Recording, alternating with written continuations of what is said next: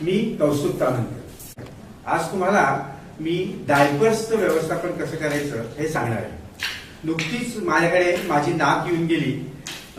ती नात एक दिवस माझ्याकडे होती, तर एक दिवसात तिचे 4 डायपर्स तयार झाले. तर ह्या डायपर्सचं व्यवस्थापन मी कसं करणार, तर मी कसं केलं हे आज मी तुम्हाला दाखवणार आहे. मुळात म्हणजे हा जो माझी नात 2 वर्षाची आहे, त्यामुळे तिचे जे काही डायपर्स आहेत ते पहिले आम्ही स्वच्छ धुतले आणि उन्हामध्ये पूर्ण वाळवले. आता हा वापरलेला, धुतलेला आणि वाळवलेला असा डायपर आहे. तर ह्या डायपरमध्ये 2 भाग असतात.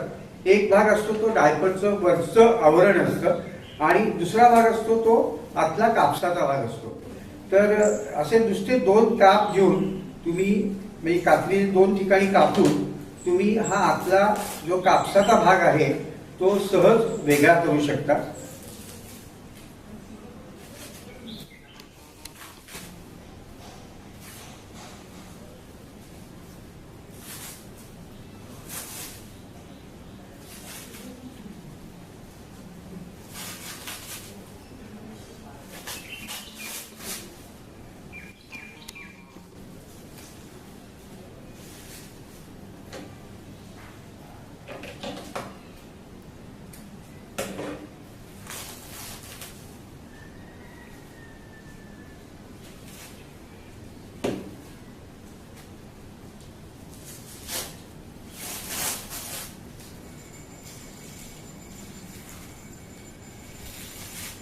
आता हा जो कापूस आणि कापड असा भाग आहे, हा याच्यामध्ये घाण साठवणीचं ऍब्सॉर्ब केली जाते.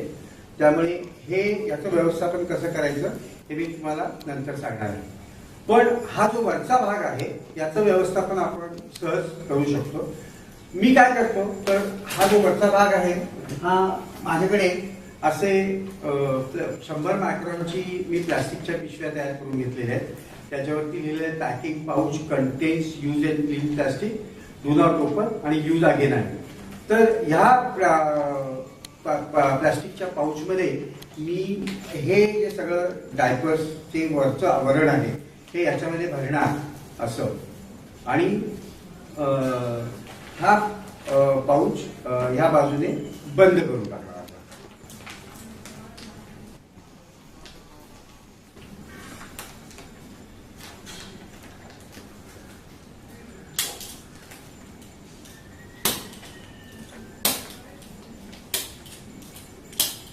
आता तुम्ही मला पहिले लगेच दुसरा प्रश्न विचारला की हा पॅकिंग पाऊच तुम्ही काय करणार.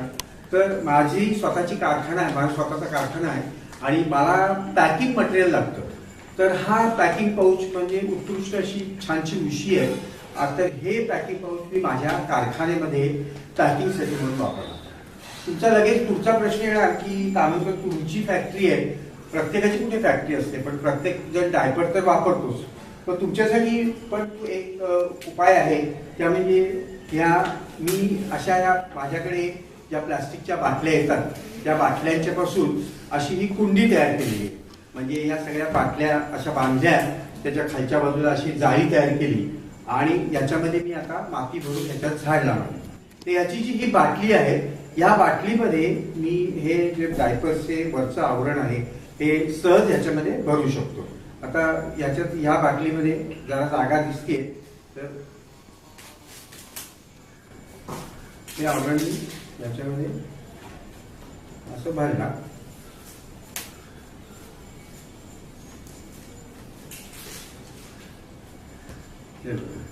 दाबून दाबून तुम्ही भरलं तर किती मोठी गोष्ट याच्यामध्ये भरल्या जाते.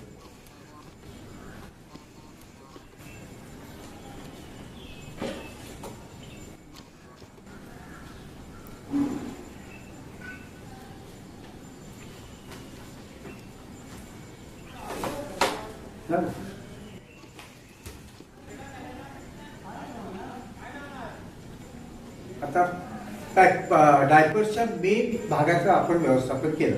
आता राहिलेला जो भाग आहे तो म्हणजे हा कापूस आणि ज्याच्यामध्ये घाण म्हणजे मलमूत्र साठवलं गेलं होतं असा हा भाग. पण हा धुतल्यामुळे आता स्वच्छ आहे. तर ह्या भागाचं मी काय करणार, तर ह्या भागाला हा खरं तर इन्सिनरेट केला पाहिजे. पण इन्सिनरेशन आपल्याकडे सहज शक्य होऊ शकत नाही.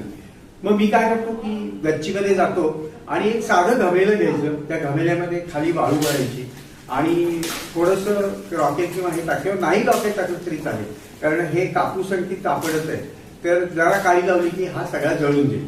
तर हा जो भाग आहे, हा जो ज्याच्यामध्ये मलमूत्र आपण गोळा केलेलं होतं, हा भाग जाळणं म्हणजे याचं व्यवस्थापन आहे. अशा रीतीने डायपर रस्त्यावरती वाटेल तसं फेकून देण्यापेक्षा जर तुम्ही तुमच्या घरी जर ह्या सगळ्याचं व्यवस्थापन केलं तर कचऱ्याचा प्रश्न खरा सुटतो. आता तुम्ही असं म्हणाल की एवढा वेळ कुणाकडे आहे, आमच्याकडे वेळच नाही, असं जर तुम्ही म्हणणार असाल तर निसर्गाने तुम्हाला पहिला फटका मारायला सुरुवात केली आहे. आता 40-45 डिग्री टेम्परेचर वाढायला लागलेलं आहे. हे कशाचं कारण आहे, तर आपल्या चुकीच्या वागण्याचं कारण आहे. तर आपण जर आपलं वागणं बदललं नाही तर आणि उद्या जर हे तापमान 40, 45, 50, 55, 60 तर काय होणार आहे याची तुम्ही कल्पना करू शकता. त्यामुळे वेळीच बदलणं आवश्यक आहे आणि स्वतः आपण बदलल्याशिवाय पर्याय नाही. त्यामुळे मी सांगितलं अशाप्रमाणे तुम्ही डायपरचा व्यवस्थापन करायचा प्रयत्न करा, कमीत कमी विचार तरी करा, म्हणजे एक पाऊल पुढे पडल्यासारखं. धन्यवाद.